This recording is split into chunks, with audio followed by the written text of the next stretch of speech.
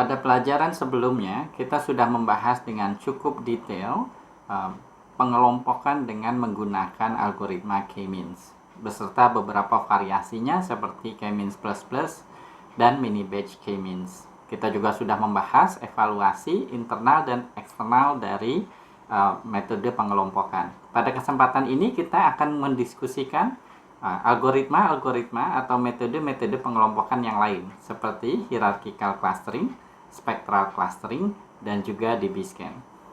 Selamat mengikuti.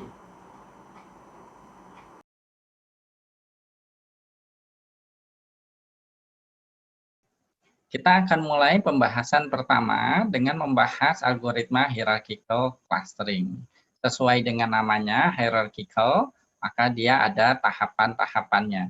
Algoritma hierarchical clustering sebenarnya terbagi dua. Yang pertama aglomeratif dan nanti kita akan membahas yang kedua yaitu divisif.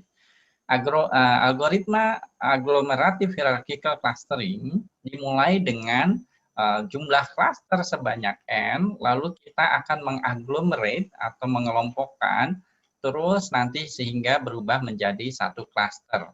Nah, akhirnya nanti kita akan mendapat seperti ini. Jadi ini disebutnya sebagai dendrogram. Nah, kelebihan dari hierarchical clustering adalah dia mirip seperti pemrograman dinamis di matematika. Kita memiliki hasil clustering untuk setiap cut. Jadi misalnya kalau kita mau 2 cluster, kita bisa potong di sini, maka ini jadi cluster pertama dan ini cluster kedua. Nah, kalau kita misalnya mau 3 cluster, kita bisa potong di sini, maka kemudian ini jadi klaster pertama, ini klaster kedua, ini klaster ketiga. Seperti itu. Lalu bagaimana kemudian aglomeratif hierarchical clustering ini dilakukan? Nah, ini sebenarnya cukup mudah. Misalkan saya memiliki 5 data seperti ini. Ada A, ada B, lalu ada D, ada E, lalu di sini ada C misalnya. Nah, aglomeratif hierarchical clustering, ya, caranya adalah kemudian menghitung pairwise distance antar entitas yang ada di sini. A dengan B, A dengan C, A dengan D, A dengan E, B dengan C, B dengan D, B dengan E, dan seterusnya mana yang paling dekat. Sebagai contoh, karena ini toy data, datanya sedikit, kita dengan mudah melihat bahwa oh D dengan E yang paling dekat. Lalu kita gabungkan D dengan E seperti ini.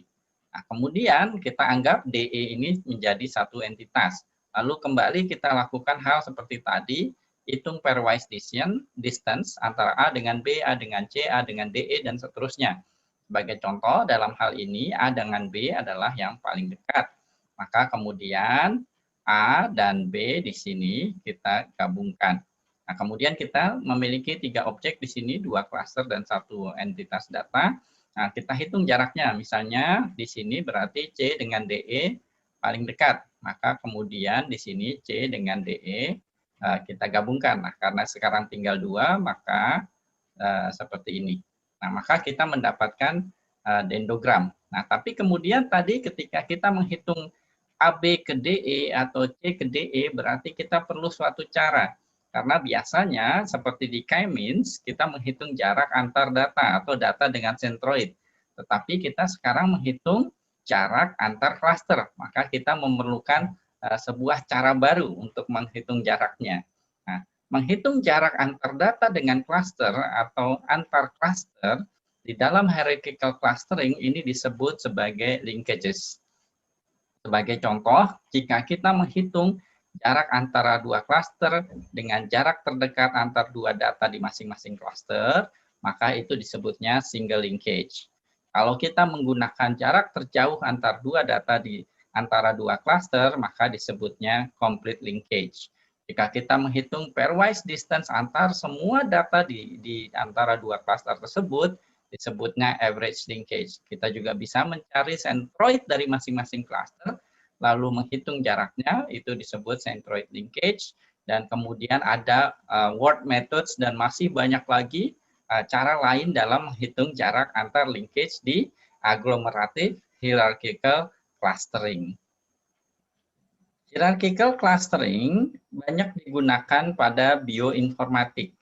Kenapa? Karena kemudian dengan menggabungkan informasi di domain knowledge, expertise di bidangnya, kemudian bisa menentukan kira-kira berapa banyak klaster yang paling bersesuaian dengan domain knowledge yang dimiliki oleh peneliti atau pengguna clusteringnya. Itulah mengapa hierarchical clustering cukup populer di bidang bioinformatik. Contoh berikut menggambarkan bagaimana kemudian apabila kita menggunakan rumus linkage tertentu, maka kita memiliki bias dan akan kemudian menemukan pola tertentu dalam data kita. Nah, kalau kita lihat sekilas di sini, average linkage dan complete linkage sebagai contoh akan menemukan hasil clustering yang kurang lebih mirip seperti K-means ya. Jadi blobs. Nah, ini adalah contoh di mana kita punya beberapa macam topologi data dan juga contoh beberapa penggunaan linkage. Di sini ada 4 linkage yang dicoba. Yang menarik kemudian adalah single linkage bisa menghasilkan hasil clustering yang tidak berbentuk spherical seperti di K-means. Seperti itu. Tapi kemudian gagal untuk menemukan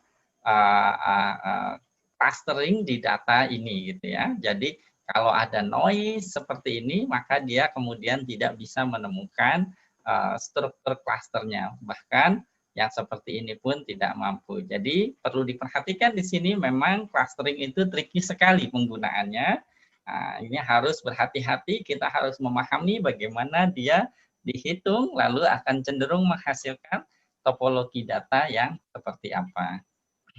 Sedikit rangkuman dari hasil kita tadi, single linkage biasanya cepat dan bagus menghasilkan bentuk struktur cluster yang tidak spherical, namun demikian hasilnya kurang baik ketika di data kita terdapat banyak noise. Nah, average dan complete linkage dia akan menghasilkan seperti spherical ya, seperti K-means, tapi kemudian hasilnya juga tidak terlalu robust, kadang-kadang berbeda-beda. Secara umum untuk hierarchical clustering, word linkage itu disarankan untuk digunakan. Tadi kita sudah membahas agglomerative hierarchical clustering. Bagaimana kemudian dengan divisif? Divisif berarti kita mulai dengan satu cluster besar, semua data di situ, lalu kita pecah kemudian sampai menjadi n cluster. Nah, cukup mudah sebenarnya. Kita bisa bahkan menggunakan K-means atau algoritma lain pun tidak bermasalah. Di sini sebagai contoh kita bisa gunakan K-means untuk memecah satu klaster besar ini menjadi 2 klaster, lalu masing-masingnya kita lakukan K-means lagi misalnya untuk memecah menjadi beberapa klaster lagi dan seterusnya sampai kita mendapatkan jumlah klaster yang kita inginkan. Secara umum, teknik divisive hierarchical clustering ini bisa kita buat scalable, karena kemudian dengan mudah kita bisa memparalelkan proses ini. Sebelum kita membahas algoritma clustering selanjutnya, kita summarize sedikit hierarchical clustering yang kita sudah bahas tadi. Nah, kelebihan dari hierarchical clustering seperti yang kita sudah bahas tadi, kita lihat bahwa dia tidak membutuhkan input parameter K, karena dia memberikan solusi untuk setiap jumlah cluster di data. Nah, ini kemudian dari hasil dendrogramnya, nah kemudian kita bisa lihat dengan mudah membandingkan dengan domain knowledge untuk kemudian mendapatkan hasil clustering yang paling interpretable. Seperti itu. Tapi kemudian kekurangannya adalah, kalau kita perhatikan algoritmanya, dia mirip seperti greedy algorithm. Begitu dia kemudian membuat suatu keputusan, dia tidak bisa merevise keputusannya. Misalnya menggabungkan antara 2 cluster atau sebuah data dengan cluster. Nah, hal lain lagi yang kemudian menjadi kekurangan dari hierarchical clustering adalah computational complexity-nya yang besar, sehingga dia tidak cocok untuk data yang besar seperti big data.